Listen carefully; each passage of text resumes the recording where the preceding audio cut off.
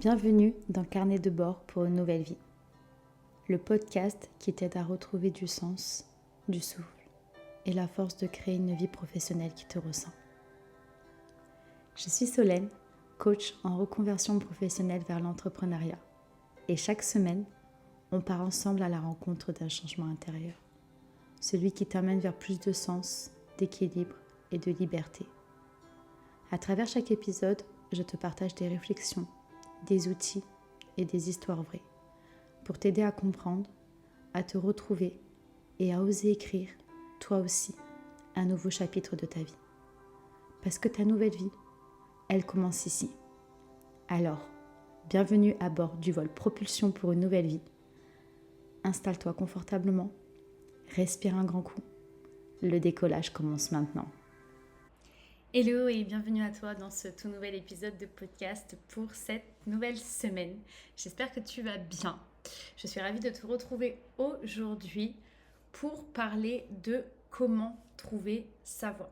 Alors aujourd'hui, je vais clairement casser un mythe toxique sur la reconversion. Alors oui, je vais être très cash, mais excuse-moi de te dire que le fameux job passion ou l'idée du siècle, c'est souvent la plus grosse arnaque mentale qui te bloque depuis des années et qui fait que tu restes là où tu en es aujourd'hui à ta place. Tu attends la révélation du siècle, tu crois qu'en fait tu vas te lever un matin et bim, une vocation évidente va te tomber dessus, un peu comme dans les films Disney, tu sais, où les oiseaux chantent, t'as les cheveux au vent et tu te dis ça y est, j'ai enfin trouvé ma voie. Et comme ça n'arrive pas, qu'est-ce qui se passe? Tu restes coincé dans ce job qui te vide, dans ce quotidien professionnel qui t'épuise et qui t'éteint à petit feu chaque jour. Donc clairement, t'attends sagement là que le feu intérieur s'allume tout seul. Tu regardes les autres trouver leur voie et toi tu te dis je suis paumée, je suis perdue en fait. Pourquoi pas moi? En fait ici, clairement, le seul problème, c'est que tu attends l'idée du siècle, le job passion qui va venir cocher toutes les cases. Et ça, clairement, ça te met en PLS depuis trop longtemps. Donc aujourd'hui, on va remettre l'église au centre du village. Trouver sa voie, ce n'est pas attendre de trouver un job passion ou l'idée qui va révolutionner le monde. C'est autre chose. C'est quelque chose de beaucoup plus réel, de beaucoup plus profond et surtout beaucoup plus accessible que tu ne le penses. Alors déjà, je vais commencer par casser ce mythe du job passion là. On va démonter tout ça. On t'a fait croire que si tu n'étais pas en fait dévoré par un feu intérieur H24, animé quotidiennement par ce que tu fais, c'est que tu n'es pas forcément sur la bonne voie. Que si tu n'adores pas chaque minute, chaque seconde ton boulot, tu t'es planté. Mais attends, tu crois que Beyoncé ou Rihanna, elles kiffent tous les jours, elles, faire des tournées et danser en permanence? Moi, je pense pas. Une passion, j'ai envie de te dire, ça bouge, ça évolue, c'est instable, ça change, puisque toi aussi tu évolues en permanence chaque jour un peu plus. Et surtout, une passion ne fait pas forcément un job aligné. Tu peux aimer quelque chose et être sous-payé, tu peux adorer ça mais être épuisé, tu peux être passionnée mais malheureuse. Donc non, aujourd'hui, on ne construit pas une vie professionnelle sur un coup de cœur. Clairement, trouver sa voie, c'est un chemin, c'est pas un coup de foudre. Trouver sa voie, c'est pas attendre que quelque chose te tombe dessus. Non, c'est te rencontrer toi, c'est te trouver toi, c'est introspecter. C'est te demander qu'est-ce que j'ai vraiment envie de faire dans ma vie professionnelle, qu'est-ce qui me fait respirer, vibrer, qu'est-ce qui m'anime, qu'est-ce qui me donne de l'énergie, qu'est-ce qui me nourrit, dans quel environnement je me sens vivante, utile, moi-même. Et là, la magie, elle opère. Tu réalises un truc. Ta voix, tu ne l'attends pas. Tu la construis pas à pas, progressivement, à ton rythme, en testant, en faisant, en recommençant, en ajustant. Et c'est là que la magie opère. Donc, du coup, ici, c'est tout simplement d'éviter le piège du projet, du business qui ne te ressemble pas. Parce qu'effectivement, au milieu de tout ça, il y a notre vérité qui pique. Si tu quittes ton CDI pour créer un business qui ne te ressemble pas, guess what? Tu vas juste recréer les mêmes schémas que dans le salariat. Tu vas retomber dans tes travers. Same shit, new context. That's all. Donc, en fait, au bout d'un moment, qu'est-ce qui va se passer? Tu risques d'abandonner et de t'épuiser. Donc, tu quittes pas le salariat pour repartir dans tes travers. Non, tu quittes le salariat et te lancer dans un projet pour t'épanouir, pour être libre, pour qu'il y ait du sens à ce que tu fais, pour que tu sois bien, pour que tu sois heureuse, joyeuse, pour que vraiment tu fasses quelque chose qui te ressemble, qui soit toi. Et en fait, Si du coup tu crées un business qui ne te ressemble pas à ce moment-là, bah oui, tu vas abandonner parce que tu auras construit un business qui n'a rien à voir avec toi, avec ce que tu veux vraiment. Et ça, c'est pas le but recherché.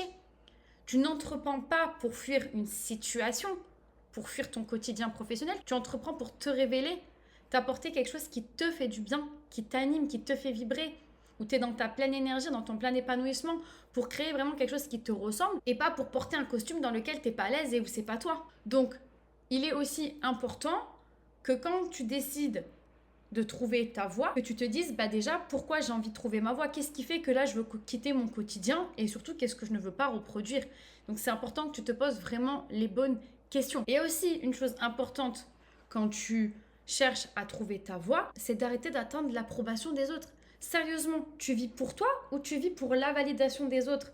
Les autres, je vais te dire, ils n'ont pas attendu après toi pour réaliser leur projet et ils ne te demanderont pas ton accord pour vivre leur vie et réaliser leurs rêves. Pas du tout. Alors arrête-toi de leur laisser les commandes de ta vie, de laisser le volant à ces personnes-là. Ton chemin, c'est le tien. Même imparfait, même pas forcément abouti, même encore un peu flou. Tu avances, tu testes, tu essayes, tu rates, tu recommences. Mais tu fais, même si c'est pas parfait. Parce que c'est en avançant aussi que tu vas trouver, que tu vas cheminer. Et c'est pas en restant planté là à attendre la passion version feu d'artifice, tout est beau, tout est joli, ou l'idée qui va révolutionner le monde et qui va tout casser.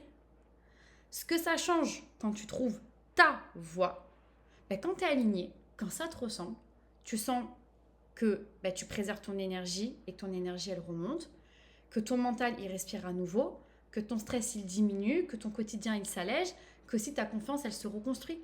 Donc certes, peut-être que c'est pas parfait. C'est pas toujours tout beau, toujours tout rose, parce que oui, la vie n'est pas un long fleuve tranquille, mais c'est aligné, ça te ressemble. Et ça change absolument tout. Alors du coup, j'ai envie de commencer à t'aider à trouver ta voie. Comment trouver ta voie? Donc, je vais te proposer quelques petits exercices. Et le premier étant le scan du quotidien. Pendant une semaine, tu vas noter ce qui te draine de l'énergie. Aussi, tu vas noter en parallèle ce qui te nourrit, ce qui te fait du bien. Et tout ça sans filtre, sans jugement, sans chercher à comprendre. Tu fais 2 colonnes, ce qui me draine, ce qui me nourrit. Et tous les jours, quand tu rentres chez toi le soir, tu notes ce qui t'a drainé et ce qui t'a nourri. Et à la fin de la semaine, tu fais le bilan. Et le but, c'est ne pas te juger, pas de censure. Juste, tu observes, tu ressens, tu t'écoutes. Et je te jure que tu vas voir des patterns exploser en pleine face. Fais-moi confiance. Ensuite, il y a un deuxième exercice. Et ça, c'est une question hyper puissante et hyper importante. C'est vraiment la question en fait qui va remettre un peu les pendules à l'heure. Tu vas te poser cette question. Qu'est-ce que j'ai envie de vivre, de ressentir et d'incarner dans ma prochaine vie professionnelle? Si je quitte le salariat pour créer un business qui ne me ressemble pas, je vais recréer les mêmes schémas. Donc, à ce moment-là, il faut que tu te dises, je choisis un projet qui me parle, à moi. Pas un truc qui fait du bien, pas un truc que les autres ont approuvé, juste quelque chose qui te ressemble et qui t'aligne.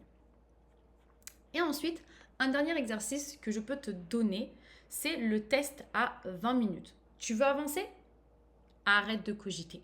Choisis une idée, même imparfaite, même qui n'est pas aboutie, et fais un mini pas de 20 minutes sur cette idée. Un test, un brouillon, un essai.